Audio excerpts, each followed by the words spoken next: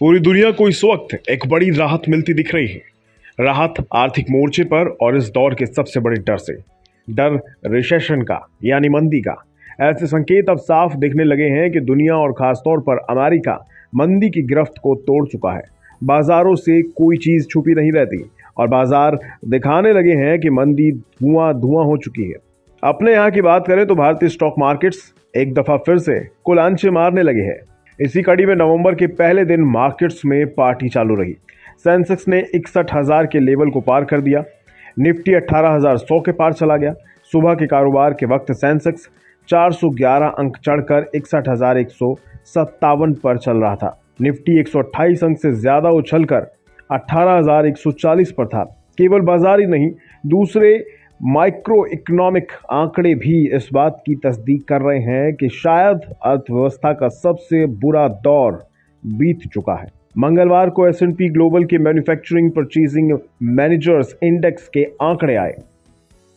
इन आंकड़ों से पता चल रहा है कि भारत का मैन्युफैक्चरिंग PMI अक्टूबर में उछलकर 55.3 पर पहुंच गया। इस सर्वे से यह भी पता चला कि अक्टूबर में भर्तियां बढ़कर 33 महीने के हाई पर पहुंच गई, यानी सामानों की डिमांड भी बढ़ रही है और कर्मचारियों की भी। एक दिन पहले यानी सोमवार को कोर सेक्टर के चमकदार आंकड़े आए थे।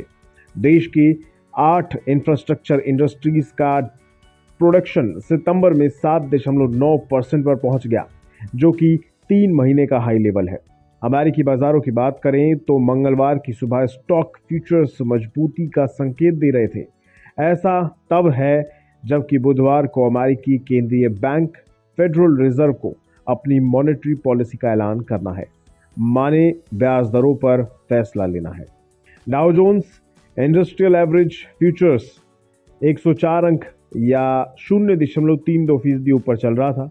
इसी तरह से S&P 500 और नेस्डेक 100 दिनों की 0.35% ऊपर चल रहे थे। अमेरिकी बाजारों के लिए अक्टूबर शानदार साबित हुआ। डाउ जोन्स की बात करें तो अक्टूबर 1976 के बाद सबसे बेहतरीन महीना रहा। अक्टूबर में डाउ जोन्स में 13.95% की तेजी रही। दूसरी तरफ S&P 500 8% और नेस्डेक कंपोजिट 3.9% मजबूत हुआ है। इन्वेस्टर्स ने टेक्नोलॉजी शेयरों से किनारा किया और बैंकिंग और फाइनेंशियल शेयरों पर अपना भरोसा जताया।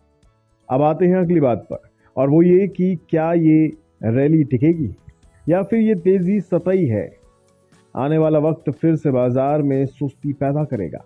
तो आपको बता दें कि एक्सपर्ट और बाजार के दिग्गज कह रहे हैं कि बाजारों में तो अभी तेजी की ये महज शुरुआत भर है और साल के अंत के करीब ये तेजी और तगड़ी होगी। यानी आने वाले वक्त में इन्वेस्टर्स के लिए मोटा माल बनाने का मौका पैदा हो सकता है। जेफरीज के इक्विटी स्ट्रेटेजी के ग्लोबल हेड क्रिस वुड ने कहा है कि अमेरिकी बाजारों में साल के अंत में जबरदस्त तेजी आ सकती है।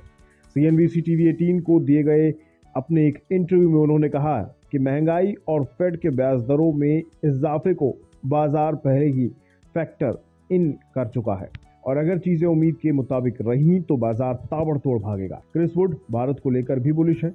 उन्होंने इंडियन मार्केट्स के बारे में कहा है कि भारतीय स्टॉक मार्केट्स दुनिया भर में चल रहे खराब माहौल में भी मजबूती से टिके रहे हैं। ऐसा तब है जबकि रिजर्व बैंक ने एक के बाद एक ब्याज दरों में तेज इजाफा किया है। क्रिस वुड ने भारत के बारे में कहा है कि भारतीय बाजार ऐसे वक्त में टिके रहे हैं जबकि वॉल स्ट्रीट बुरी गिरावट का शिकार रहा। विदेशी निवेशक रिकॉर्ड बिकवाली कर रहे थे और रिजर्व बैंक ब्याज दरों को बढ़ा रहा था। उन्होंने कहा कि मेरे हिसाब से भारत बेहद मजबूत पोजीशन में है।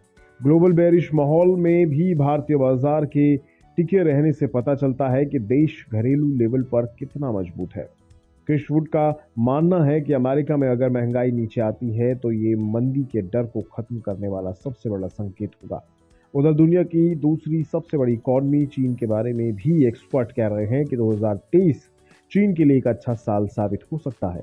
कुल मिलाकर बाजार जिस तेजी से एक दफा फिर से तेजी के मोड़ में आ गया है और अच्छे आंकड़े आ रहे हैं, उनसे फिलहाल जरूर लग रहा है कि मंदी का खतरा अब टल गया है।